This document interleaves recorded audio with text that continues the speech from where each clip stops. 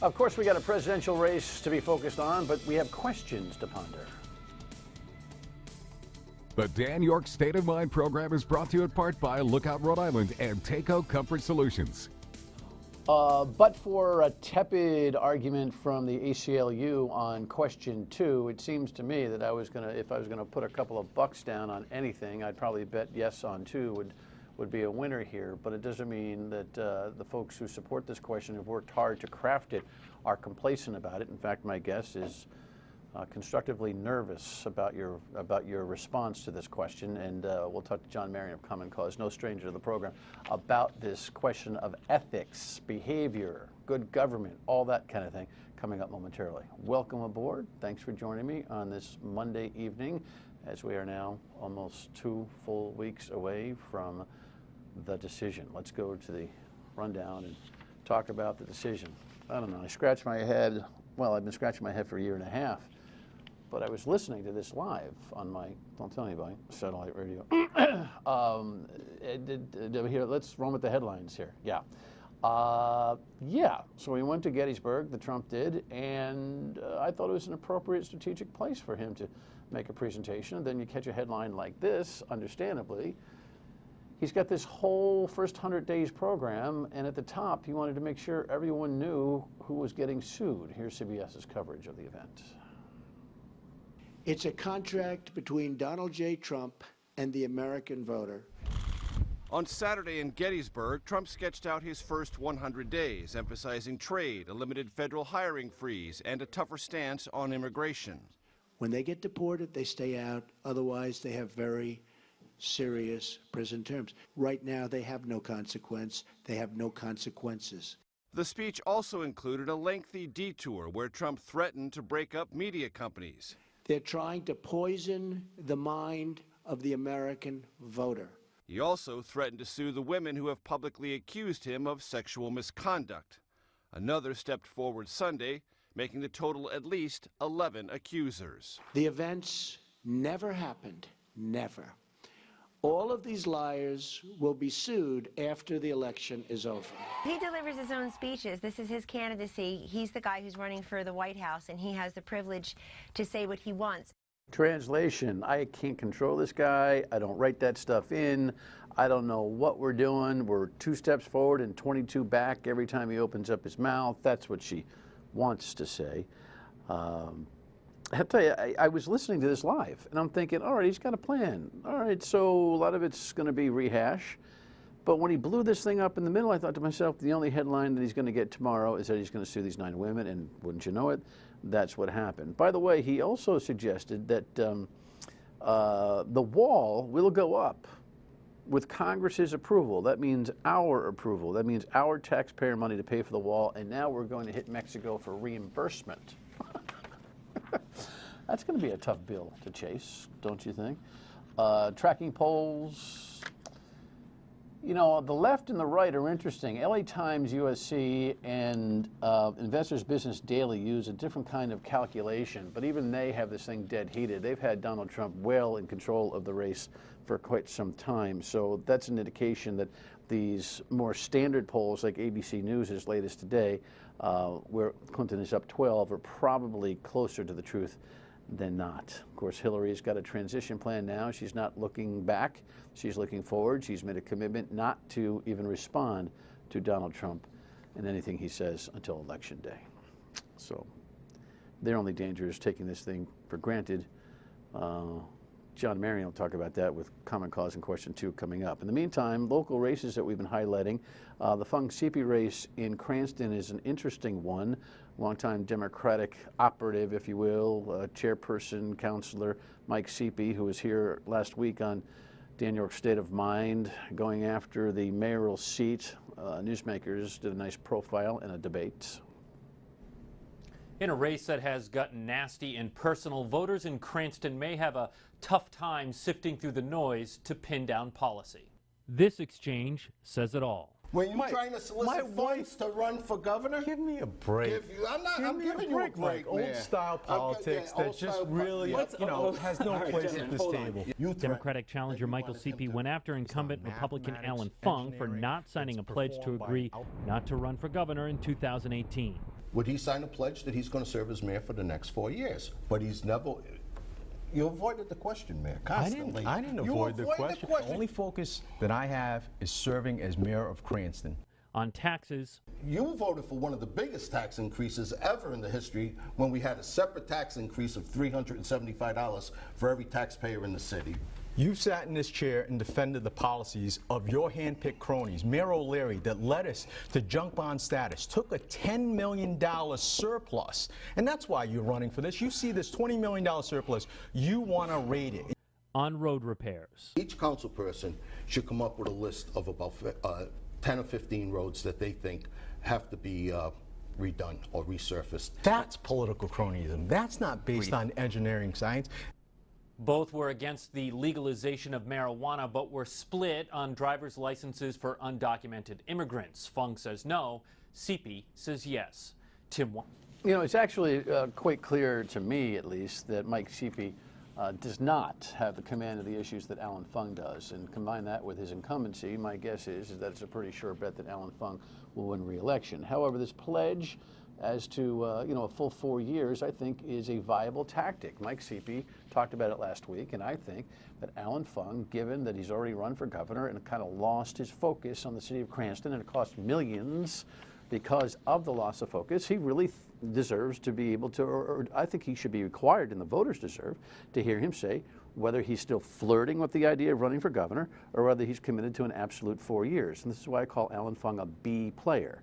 Good enough to run Cranston, all due respect to Cranston, but a B player on the statewide stage because he acts like a 4-year-old when he's posed with the question. He simply has to say, I'm giving it consideration. I may not finish my term, and I'll tell you why that will benefit Cranston. Instead, he just kind of hides and, fakes left and goes right, and looks like a preschool kid doing it.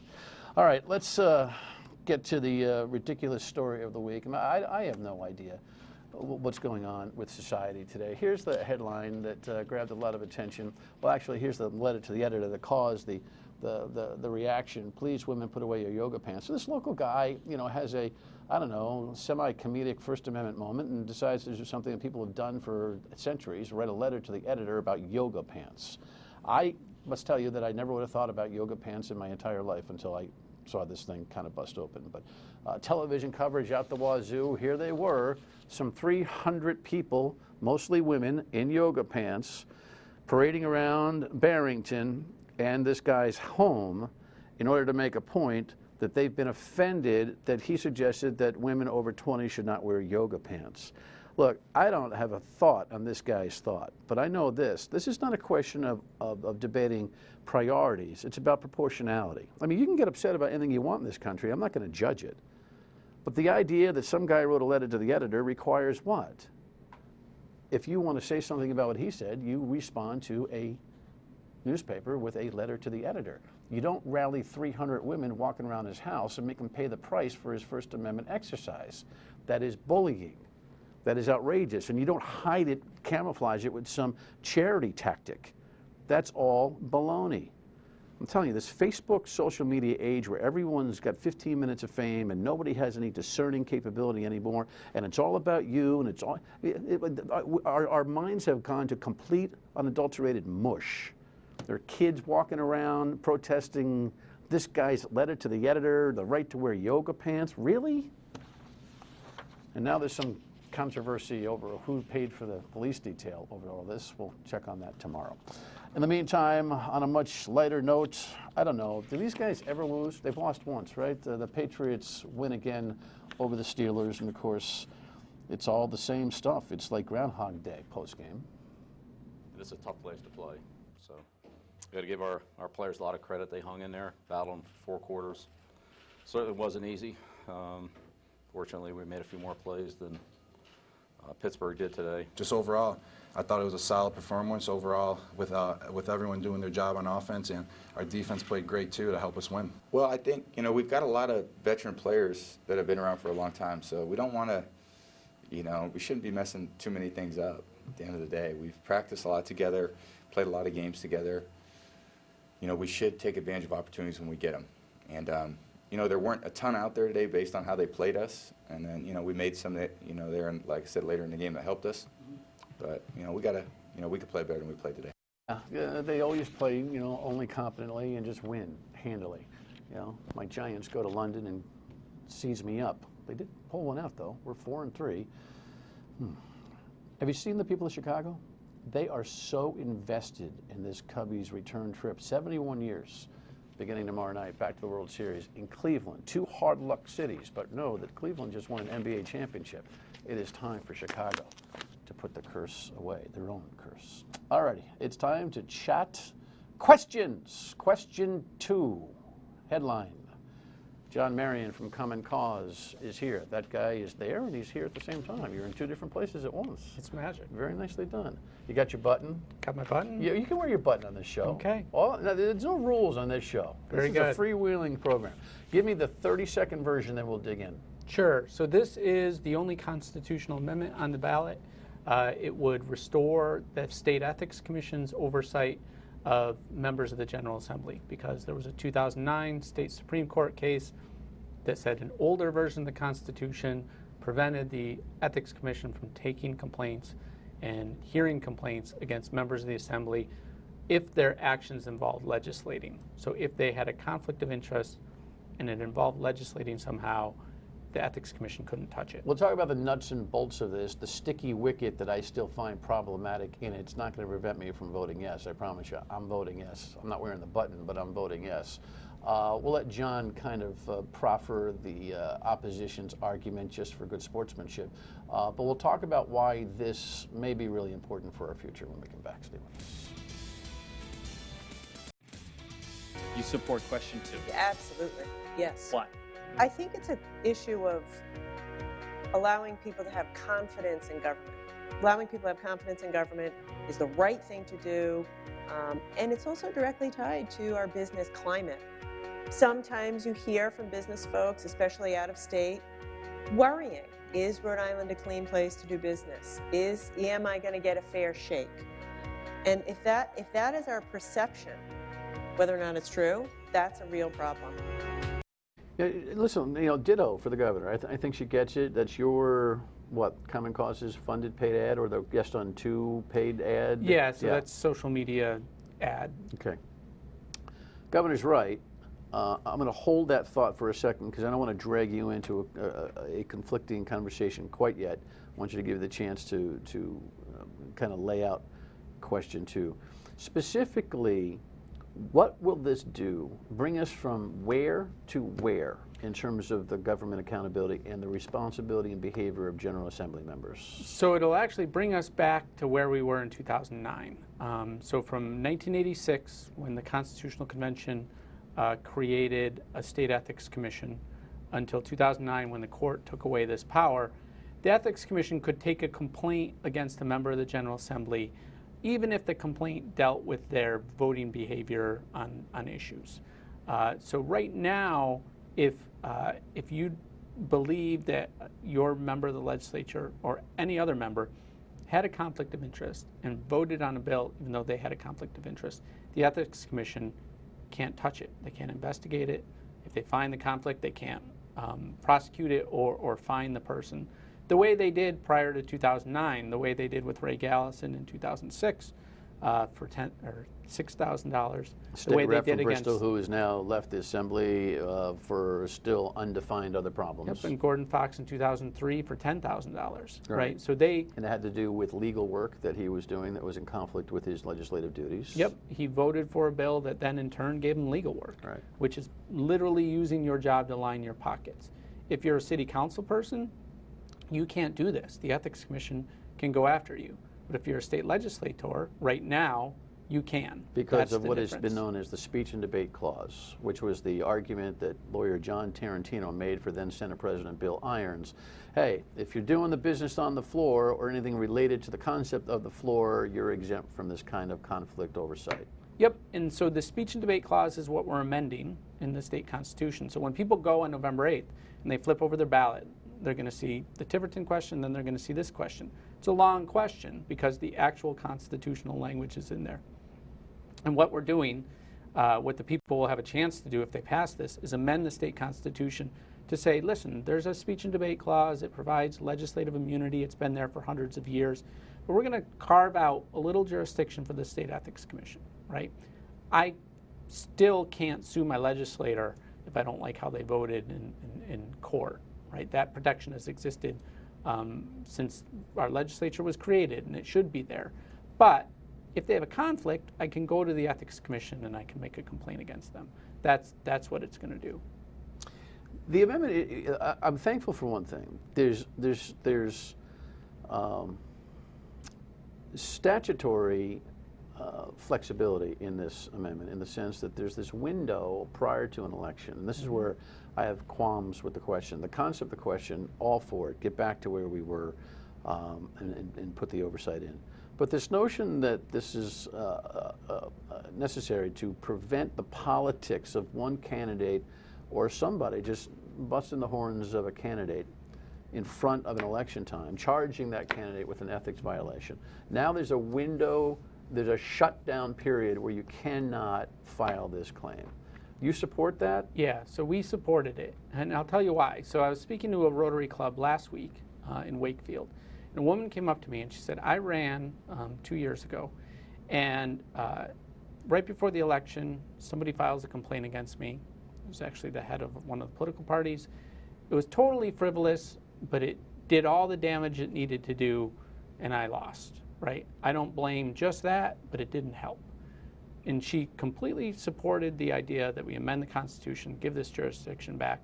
She also supported the idea that there be a little blackout window, because the reality of it is, if 30 days before an election you file a complaint, they're not going to decide that, right? The Ethics Commission doesn't have time. The window's not 30 days. It's 90 days. It's 90 days. And they're probably not going to decide it in 90 days either, unless they're just dismissing it. But if it's a legit complaint, it usually takes more than 90 days for them to do a proper investigation. Well, look, you know, thankfully, this is more of a rules issue than an amendment issue. So the language on the 90 days is outside the amendment, thankfully, yeah, correct? So that's not what's on the ballot, correct. So the Ethics Commission itself could find that the 90 days is too short or too long and could change that on their own, yes? Yes, and based on this year, we've seen some changes that we're going to ask them to make, you know, after November 8th.